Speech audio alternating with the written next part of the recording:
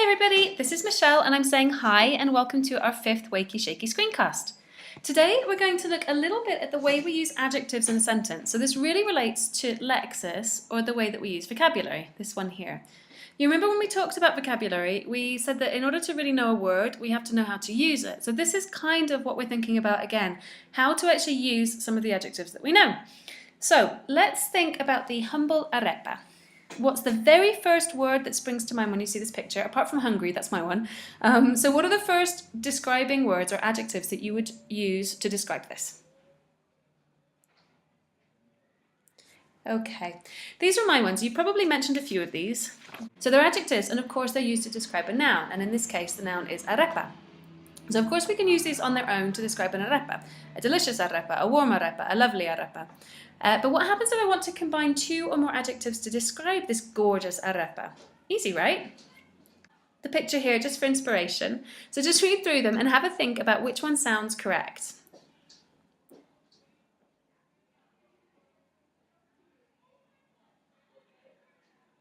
Okay, have you picked one? I am absolutely 100% sure that you all picked B, which is the second option. And that the reason that you picked this is because you have the instinct and knew the answer.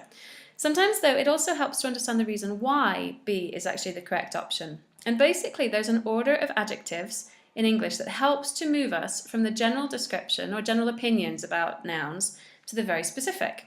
So in answer to the question why oh why, here is our noun, here's our arepa, and here are some other very common nouns. And here is a table which shows you how the order of adjectives works in English. Let's have a look at how it works. If you look at the beginning of the sentence, you can see that you have words connected to general opinions.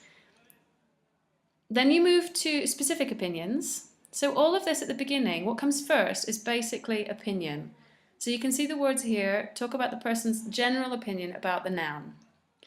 We're not really talking about factual things so much, or factual description. First, we talk about the opinion. So then we move into the factual description and we move into size, shape, age, colour, nationality and material. And so the closer that we get to the noun in the sentence, the more concrete really the adjectives become. So we're moving from a very sort of general opinion to a very, very concrete factual adjective here.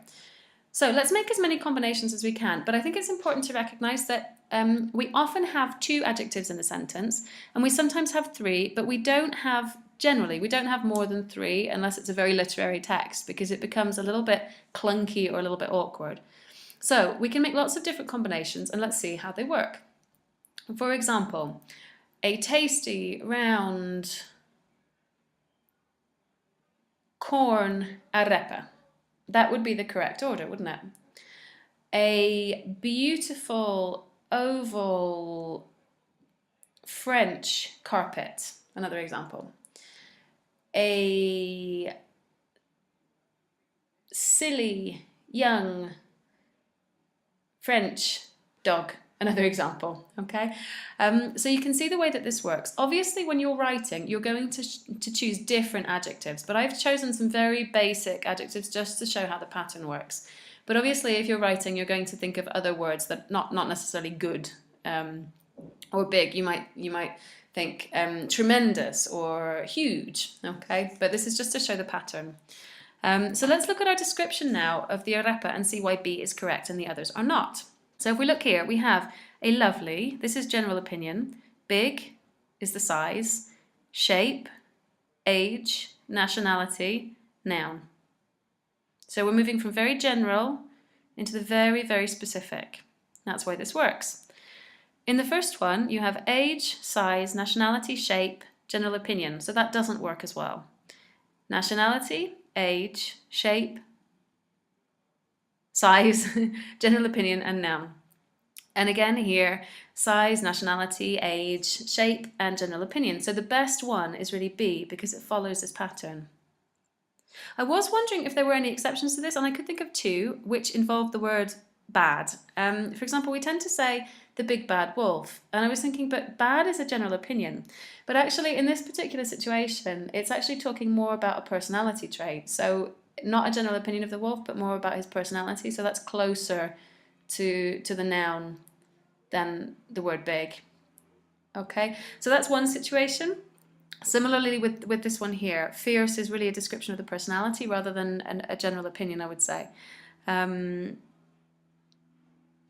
that's kind of a technicality. So I just wanted to say that even though there are some exceptions that you can see, the table really does still work. The last point to make is that also to make creative effect, a writer can juggle the order of the adjectives and play with the expectations of the reader. But again, this is an aspect of creative writing that we don't come across every day. You don't have to go away and learn the strict order of the adjectives, but if you can begin to get a feel for this idea of moving from general opinion into more specific description, then this will really help the way that your writing reads, how the writing feels to the person who's reading it. But if you don't get the order right all the time, don't panic. The reader is going to understand what you're trying to say. But in terms of how fluid or instinctive your writing feels and the impression that it gives to your reader, then it is important to control the way that you order your adjectives. And obviously one way to do this is to practice. And I'm going to show you the British Council website. There are some activities that can help you with this. Okay, as I said, we're going to look at the British Council website, and there are loads and loads of amazing activities to help practice your vocabulary and grammar and just fill in those little gaps that there might be. But what we're going to look at now is this order of adjectives, which is right here. So there's a little overview of the structure and how it works. And then the really nice thing is that you come up with some adjective activities like this one. And so what we were talking about was having 3 adjectives together, a general opinion, specific opinion, and then moving on to description. So let's just do one together and then we'll check it. So general opinion would be horrible. Specific opinion, uncomfortable. So horrible, uncomfortable, red, sofa, for example. So we're just going to check it. And ta-da!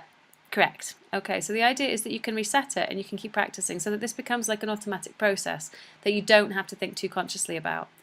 There's another one here which you have to reorder 2 adjectives with the noun. So obviously delicious is the specific opinion, the nationality is Chinese, and the noun is food.